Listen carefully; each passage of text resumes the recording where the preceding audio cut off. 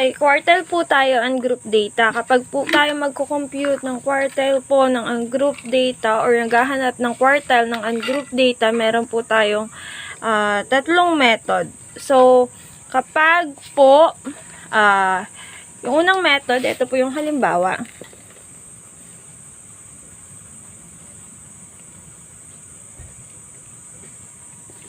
Example number 1 po, we have given data 15, 18, 20, 21, 2, 23,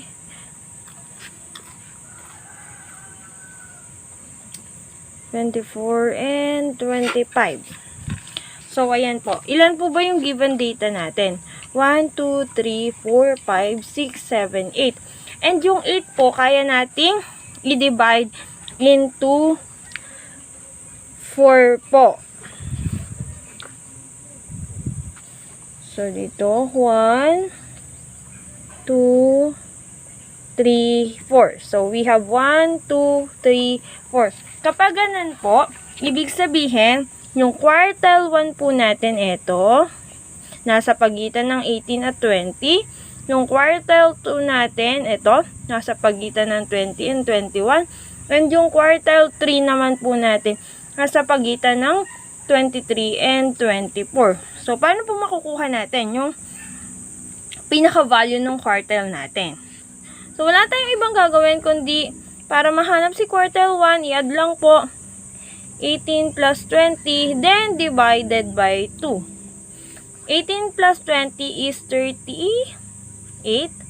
Divided by 2, it is equals to 19. So, ito na po yung pinaka-quartile 1 natin. Next naman po, quartile 2. So, we have 21 plus 22 divided by 2. 21 plus 22 is 43 divided by 2. So, we have 21.5. Okay, so ito na yung quartile 2 natin. Then, quartile 3 naman po, we have 23 and 24 po. 23 plus 24 divided by 2. 23 plus 24 po is 47 divided by 2. So, we have 23. 23.5. So, ganun lang po kadali. Kapag kaya po yan, hatiin into 4 groups po yung mga given quartile natin or given set of numbers po. Ito po ay pwede sa 8, 12, 16 yan na mga given data. So, pwede yan gamitin. Kapag kaya nyong hatiin into 4 groups. Isa pa pong way is kapag naman po kaya natin silang hati-hatiin. May makikita tayo nasa pagitan. Ito yung example number 2 natin. Halimbawa, we have 10, 13, 14, 16, 17, 18, 20, 22, 24, 25, 28. 1, 2, 3, 4, 5, 6, 7, 8, 9, 10, 11. Ito po yung kapag naman 11 po yung given set of numbers natin or given data. So, hanapin muna natin yung gitna. 1, 2, 3, 4, 5. And 1, 2, 3, 4, 5. So, ito po yung pinakagitna. Ito na po agad yung quartile 2 natin. Then, dito tayo sa nasa left side. So, titingnan din natin kung ano nasa gitna. Ito po yung 14. So, ito na agad yung quartile 1 natin. O, dito sa kabila, syempre, kung ano nasa gitna, yan yung quartile 3. So, bakit wala po si quartile 4? Si quartile 4 po, siya na yung pinakadulo lagi. Kaya hindi na po sinasama si quartile 4. So, ganun lang po siya kadali. Kung ano lang po yung middle value kapag ganito. Kapag 11 set of data lang po tayo, na binibigay, pwede pong gamitin to. And eto naman po. So, paano naman po kapag wala pong ganon, hindi po kayang compute?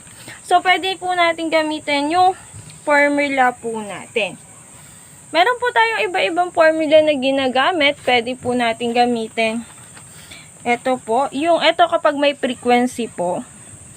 So, yung quartile 1 is equals to L, which is the lower boundary po yan, plus N over 4 minus CFB. Okay. Times I po natin, which is, ito po yung class size over, over frequency. So, we have lower boundary plus N over 4 minus CFB times I natin, which is the class size, over F, which is the frequency of quartile 1.